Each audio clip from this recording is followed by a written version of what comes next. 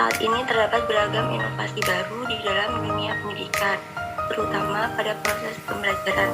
Salah satu inovasi tersebut adalah konstruktivisme. Pemilihan pendekatan ini lebih dikarenakan agar dalam pembelajaran dapat membuat siswa antusias terhadap permasalahan yang ada, sehingga mereka mau mencoba memecah persoalannya. Pembelajaran di kelas masih dominan menggunakan metode ceramah dan tanya jawab, sehingga kurang memberikan kesempatan kepada siswa untuk berinteraksi langsung kepada benda-benda konkret, misalnya seperti media pembelajaran. Rumusan masalah. Yang pertama, bagaimana definisi teori belajar konstruktivisme. Yang kedua, bagaimana ciri-ciri pembelajaran konstruktivisme. Yang ketiga, bagaimana pandangan para ahli konstruktivisme tentang belajar. Yang keempat, bagaimana hakikat pembelajaran menurut teori belajar konstruktivisme. Yang kelima, bagaimana konsep dasar konstruktivisme. Yang keenam, bagaimana model pembelajaran konstruktivisme. Yang ketujuh, bagaimana implementasi atau aplikasi teori konstruktivisme di kelas. Lalu tujuannya yang pertama, untuk mengetahui definisi teori konstruktivisme. Yang kedua, untuk mengetahui ciri-ciri pembelajaran konstruktivisme. Yang ketiga, untuk mengetahui pandangan para ahli konstruktivisme tentang belajar. Yang keempat, untuk mengetahui hakikat pembelajaran menurut teori konstruktivisme. Yang kelima, untuk mengetahui konsep dasar konstruktivisme. Yang keenam, untuk mengetahui model pembelajaran konstruktivisme. Yang ketujuh, untuk mengetahui implementasi atau aplikasi teori konstruktivisme dalam pembelajaran. Baik, itu saja yang dapat saya sampaikan. Saya kembalikan ke moderator.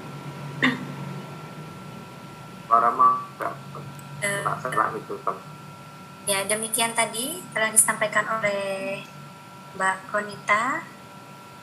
Selanjutnya akan dilanjutkan presentasi yang selanjutnya. Baik. Yang A, silakan kepada Ibu Sudaryanti. Ya, untuk pembahasan yang A, definisi teori belajar konstruktivisme. Konstruktivisme adalah proses membangun atau menyusun pengetahuan baru dalam struktur kognitif siswa berdasarkan pengalaman. Pengetahuan itu terbentuk bukan dari objek semata, akan tetapi juga dari kemampuan individu sebagai subjek yang menangkap setiap objek yang diamatinya. Yang ada sejumlah ciri proses pembelajaran yang sangat ditekankan oleh teori konstruktivisme. Yang pertama, menekankan pada proses belajar, bukan proses mengajar. Yang kedua, mendorong terjadinya kemandirian dan inisiatif belajar para siswa. Yang ketiga, memandang siswa sebagai pencipta kemauan dan tujuan yang ingin dicapai. Yang keempat, berpandangan bahwa belajar merupakan suatu proses, bukan menekankan pada hasil. Yang kelima, mendorong siswa untuk melakukan penyelidikan. Keenam, menghargai peranan pengalaman kritis dalam belajar. 7. Mendorong berkembangnya rasa ingin tahu secara alami pada siswa. 8. Penilaian belajar lebih menekankan pada kinerja pemahaman siswa. 9. Berdasarkan proses belajarnya pada prinsip-prinsip teori kognitif. 10. Banyak menggunakan terminologi kognitif untuk menjelaskan proses pembelajaran seperti prediksi, inversi, kreasi, dan analisis. Ke-11, menekankan bagaimana siswa belajar. 12, mendorong siswa untuk berpartisipasi aktif dalam dialog atau diskusi dengan siswa lain dan guru. 13, sangat mendukung terjadinya belajar kooperatif. Yang ke-14, melibatkan siswa dalam situasi dunia nyata. 15, menekankan pentingnya konteks siswa dalam belajar. 16, memperhatikan keyakinan dan sikap siswa dalam belajar. 17, memberikan kesempatan kepada siswa untuk membangun pengetahuan dan pemahaman baru yang berdasarkan pada pengalaman nyata. Demikian presentasi dari saya, silakan lanjut.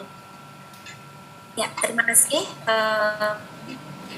Untuk materi berikutnya akan disampaikan kepada saya sendiri maksudnya, tentang teori belajar menurut pandangan ahli konstruktivisme. Ada beberapa ilmuwan konstruktivisme, itu adalah diantaranya adalah teori belajar konstruktivisme kognitif menurut Piaget, di mana proses mengkonstruksi sebagaimana dijelaskan oleh Jean Piaget adalah sebagai berikut. Yang A itu adalah skemata atau menskematakan pengalaman, kemudian yang B asimilasi, kemudian yang C akomodasi, dan yang D keseimbangan. Untuk yang poin A, menurut Piaget, skemata merupakan sebuah pengalaman, sebuah kumpulan konsep yang merupakan pengalaman yang kemudian diskematakan dalam sebuah pikiran yang nanti akan proses tersebut akan disempurnakan pada proses asimilasi dan akomodasi. Sedangkan asimilasi itu sendiri adalah proses kognitif di mana seseorang mengintegrasikan persepsi, konsep ataupun pengalaman baru dari dalam skemata atau pola yang sudah ada dalam pikirannya atau pikiran peserta didik. Kemudian untuk poin yang C, akomodasi. Di sini dalam akomodasi adalah dalam menghadapi rangsangan atau pengalaman baru, seseorang tidak dapat mengasimilasikan pengalaman yang baru dengan skemata yang telah dimilikinya. Pengalaman yang baru itu bisa jadi sama sekali tidak cocok dengan skemata yang telah ada dalam keadaan.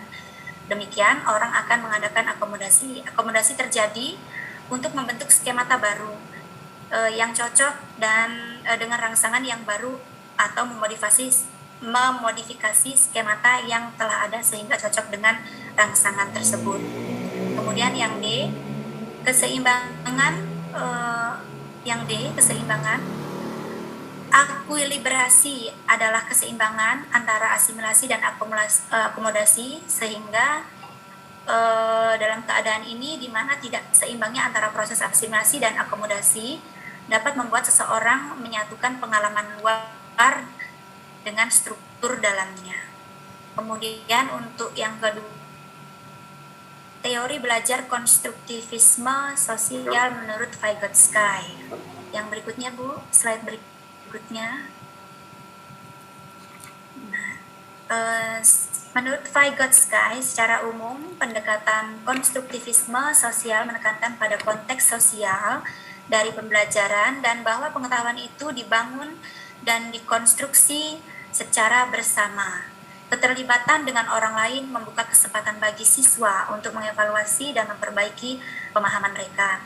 Saat mereka bertemu dengan pemikiran orang lain dan saat mereka berpartisipasi dalam pencarian pemahaman bersama, dengan cara ini pengalaman dalam konteks sosial memberikan mekanisme penting untuk perkembangan pemikiran daripada siswa tersebut.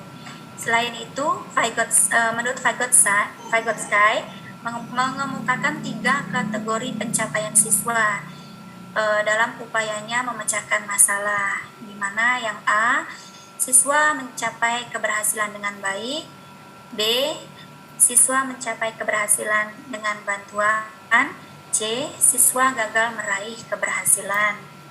Di mana ketiga poin ini merupakan sebelum Bu, nanti itu yang Bu Yahya. Ya.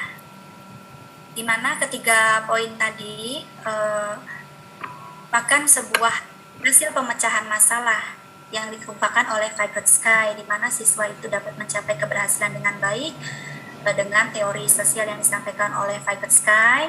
Kemudian yang B itu siswa mencapai keberhasilan dengan bantuan, mungkin dibantu oleh mungkin kita guru atau pengalaman-pengalaman yang sudah ada sebelumnya. Kemudian C, siswa gagal meraih keberhasilan, mungkin ada faktor-faktor tertentu yang mengakibatkan siswa itu gagal meraih keberhasilan, terutama pada konstruktivisme sosial yang dikemukakan oleh Vygotsky. Demikian yang dapat saya sampaikan. Untuk poin yang berikutnya langsung saja kepada Ibu Yahya. Silakan Bu Yahya, monggo dipersilakan. Baik, Assalamualaikum Assalamualaikum warahmatullahi wabarakatuh. Waalaikumsalam Hakikat warahmatullahi pembelajaran menurut teori konstruktivisme. Teori konstruktivisme adalah suatu proses pembelajaran yang mengkondisikan siswa untuk melakukan proses aktif membangun konsep baru, pengertian baru, dan pengetahuan baru berdasarkan data.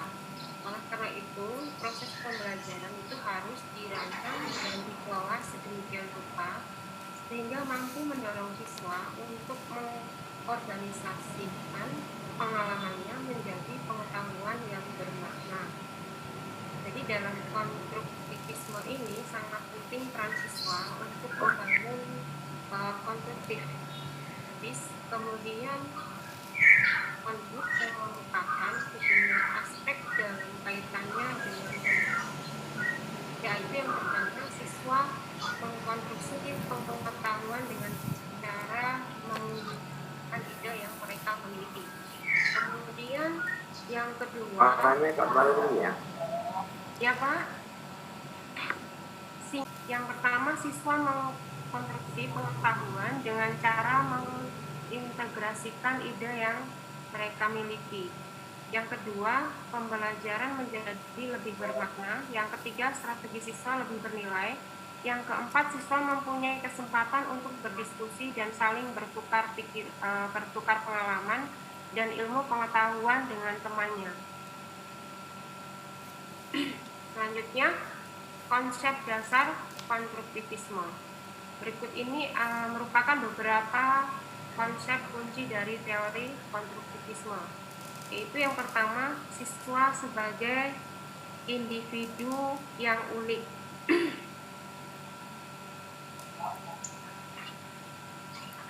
Di sini teori konstruktivisme berpandangan bahwa pembelajaran merupakan individu yang unik dengan kebutuhan dan latar belakang yang unik. Dalam teori ini tidak hanya memperkenalkan keunikan dan kompleksitas pembelajaran, tetapi juga secara nyata mendorong, memotivasi, dan memberikan penghargaan kepada siswa sebagai integral dari proses pembelajaran.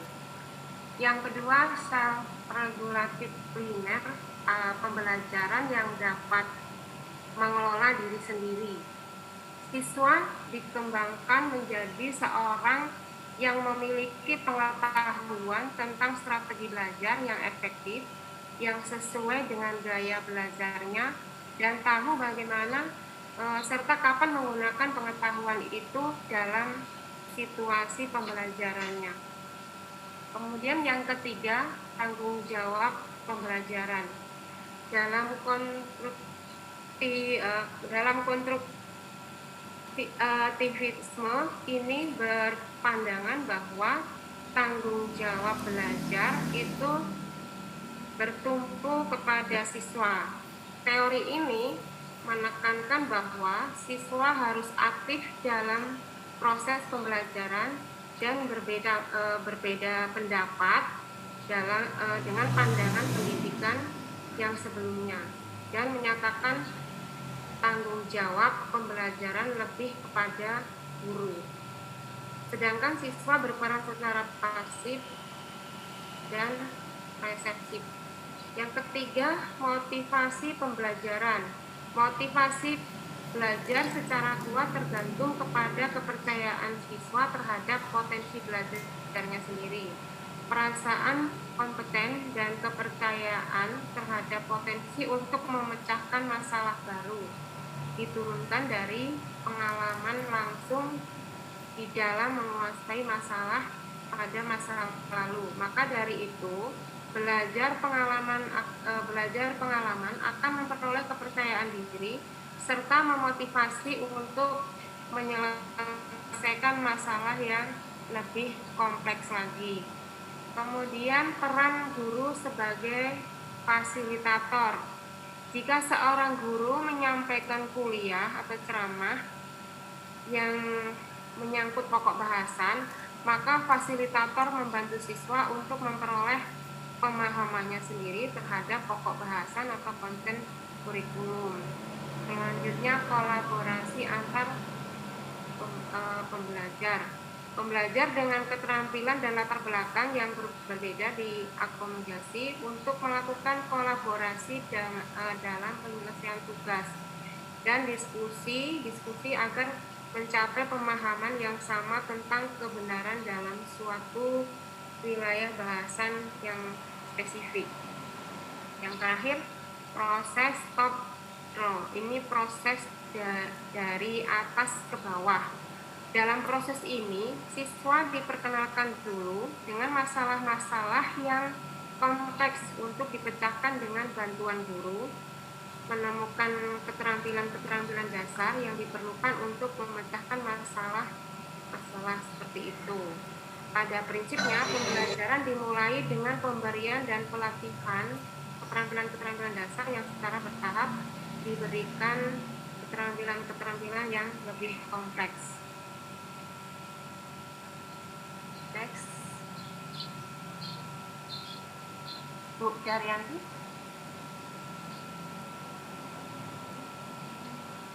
Ini saya ke Mas Rizky. Mungkin bisa ke Mas Rizky. Mas Rizky. Ya, terima kasih Bu Yahya. Akan poin untuk yang F dan G akan disampaikan oleh Mas Rizky. Silakan kepada Mas Rizky, monggo. Oke, selanjutnya saya akan melanjutkan model pembelajaran konstruktivisme. Jadi salah satu contoh yang disarankan adalah memulai dari apa yang menurut siswa adalah hal yang biasa, padahal sesungguhnya tidak demikian. Perlu diupayakan terjadi situasi konflik pada struktur kognitif siswa. Contohnya mengenai cicak atau cacing tanah.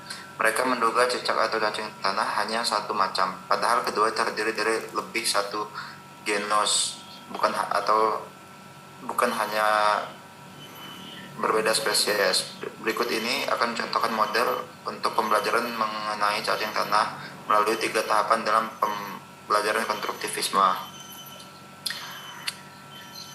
3 tahapan ini yaitu fase eksplorasi, fase klarifikasi, dan aplikasi. Nah, fase eksplorasi ini adalah contohnya seperti guru memperlihatkan tanah berisi cacing dan diajukan pertanyaan kepada siswa. Kemudian siswa menjawab. Setelah siswa menjawab, guru menampung semua jawaban dari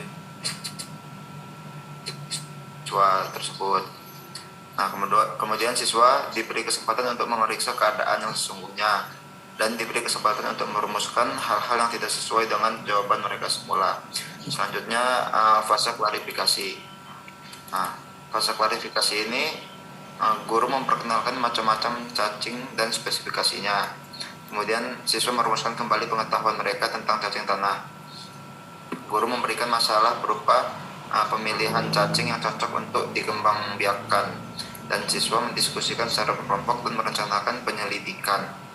Secara berkelompok, siswa melakukan penyelidikan untuk menguji rencananya. Siswa mencari tambahan rujukan tentang manfaat cacing tanah dulu dan sekarang. Kemudian yang ketiga, fase aplikasi. Fase aplikasi ini secara berkelompok, siswa melaporkan hasilnya, dilanjutkan dengan penyajian oleh wakil kelompok dalam diskusi kelas. Kemudian secara bersama-sama siswa merumuskan rekomendasi untuk para pemula yang ingin beternak cacing tanah. Secara perorangan, siswa membuat tulisan tentang perkehidupan jenis cacing tanah tertentu sesuai hasil pengamatannya. Selanjutnya, implementasi atau aplikasi teori konstruktivisme di kelas. Berdasarkan ciri pembelajaran konstruktivisme tersebut di atas, berikut ini dipaparkan tentang penerapan di kelas. Yang pertama, mendorong kemandirian dan inisiatif siswa dalam belajar. Dengan menghargai gagasan atau pemikiran siswa serta mendorong siswa berpikir mandiri, berarti guru membantu siswa menemukan identitas intelektual mereka. Para siswa yang merumuskan pertanyaan-pertanyaan dan kemudian menganalisis serta menjawabnya berarti telah mengembangkan tanggung jawab terhadap proses belajar mereka sendiri, serta menjadi pemecah masalah atau problem solver. Kemudian yang kedua, guru mengajukan pertanyaan terbuka dan memberikan kesempatan beberapa waktu kepada siswa untuk merespon. Berpikir reflektif memerlukan waktu yang cukup dan seringkali atas dasar gagasan-gagasan dan komentar orang lain. Cara-cara guru mengajukan pertanyaan dan cara siswa merespon atau menjawabnya akan mendorong siswa mampu membangun keberhasilan dan melakukan penyelidikan. Yang ketiga, mendorong siswa berpikir tingkat tinggi. Guru yang menerapkan proses pembelajaran konstruktivisme akan menantang para siswa untuk mampu menjangkau hal-hal yang berada di balik respon-respon faktual yang sederhana. Guru mendorong siswa untuk menghubungkan dan merangkum konsep-konsep melalui analisis, prediksi, justifikasi, dan mempertahankan gagasan-gagasan atau pemikirannya. Yang keempat, siswa terlibat secara aktif dalam dialog atau diskusi dengan guru dan siswa lainnya. Dialog dan diskusi yang merupakan interaksi sosial dalam kelas yang bersifat intensif sangat membantu siswa untuk mampu mengubah atau menguatkan gagasan-gagasannya. Jika mereka memiliki kesempatan untuk mengemukakan apa yang mereka pikirkan dan mendengarkan gagasan-gagasan orang lain, maka mereka akan mampu membangun pengetahuannya sendiri yang didasarkan atas pemahaman mereka sendiri. Jika mereka merasa aman dan nyaman untuk mengemukakan gagasannya, maka dialog yang sangat bermakna akan terjadi di dalam kelas. Yang kelima, siswa terlibat dalam pengalaman yang menantang dan mendorong terjadinya diskusi.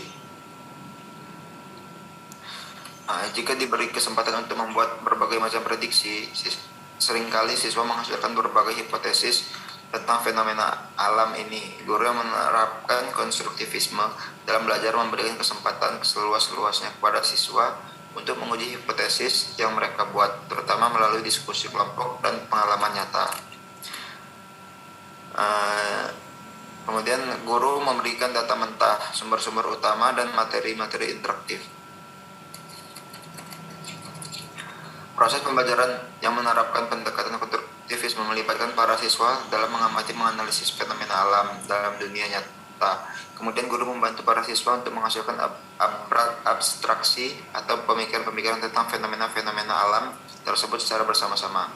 Selain itu, yang paling penting adalah guru tidak boleh hanya semata-mata memberikan pengetahuan kepada siswa. Siswa harus membangun pengetahuan di dalam benaknya sendiri. Seorang guru dapat membantu proses ini dengan cara-cara mengajar yang membuat informasi menjadi sangat bermakna dan sangat relevan bagi siswa, dengan memberikan kesempatan kepada siswa untuk menemukan atau menerapkan sendiri ide-ide dan dengan mengajak siswa agar menyadari dan menggunakan strategi-strategi mereka sendiri untuk belajar. Guru dapat memberikan tangga kepada siswa yang mana tangga itu nanti dapat membantu mereka mencapai tingkat pemahaman yang lebih tinggi, tetapi harus diupayakan agar siswa itu sendiri yang memanjatnya. Dari uraian tersebut dapat dikatakan bahwa makna belajar menurut konstruktivisme adalah aktivitas yang aktif, di mana peserta didik membina sendiri pengetahuannya, mencari arti dari apa yang mereka pelajari, dan merupakan proses menyelesaikan konsep dan ide-ide baru dengan kerangka pikir yang telah ada dan dimilikinya. Dalam mengkonstruksi pengetahuan tersebut, peserta didik diharuskan mempunyai dasar bagaimana membuat hipotesis dan mempunyai kemampuan untuk mengujinya, menyelesaikan persoalan, mencari jawaban dan persoalan yang ditemuinya, mengadakan renungan, mengekspresikan ide dan gagasan sehingga diperoleh konstruksi yang baru. Selanjutnya akan saya kembalikan kepada moderator. Baik, terima kasih Mas Adi. Demikianlah presentasi dari kelompok kami.